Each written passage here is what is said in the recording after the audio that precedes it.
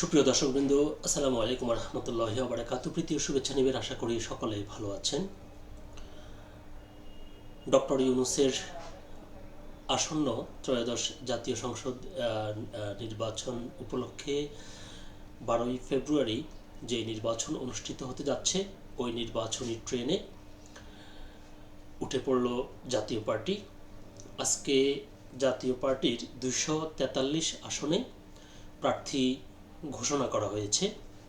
একটু আগেই এরকম একটি খবর প্রকাশিত হয়েছে দৈনিক মানব জমিন পত্রিকায়। চলুন দেখি আমরা সেখানে বিস্তারিত কি লিখেছে।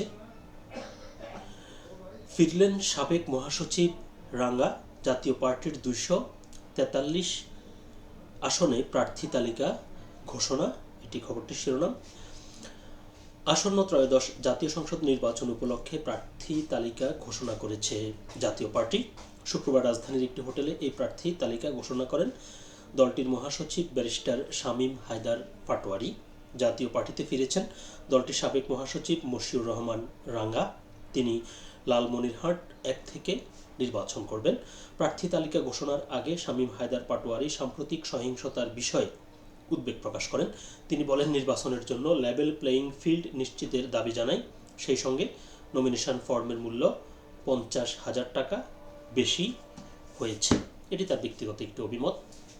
তো যেহেতু পত্রিকায় এখানে এত ডিটেলস এখনও আসে নাই, হয়তো আরও পরে বা অন্যান্য পত্রিকায় আরও বিস্তারিত প্রকাশিত হবে। তবে যেটি বলতে হয় সেটি হচ্ছে যে এই প্রার্থী ঘোষণার মধ্য দিয়ে এটা বোঝা গেল যে তারা নির্বাচনে অংশগ্রহণ করবে এবং সরকারের পক্ষ থেকে তাদেরকে কোনো বাধা নির্বাচনে অংশগ্রহণ না করতে তাদেরকে কোনো বাধা দেওয়া হচ্ছে না। যদিও গণ অভ্যুত্থান পক্ষের যে রাজনৈতিক দলগুলো, তারা বিভিন্ন সময়ে জাতীয় পার্টি যাতে নির্বাচনে অংশগ্রহণ করতে না পারে এ নিয়ে আপত্তি জানিয়ে আসছে। এমনকি অনেক জায়গায় জাতীয় পার্টির অফিসও পুড়িয়ে দেওয়া হয়েছে।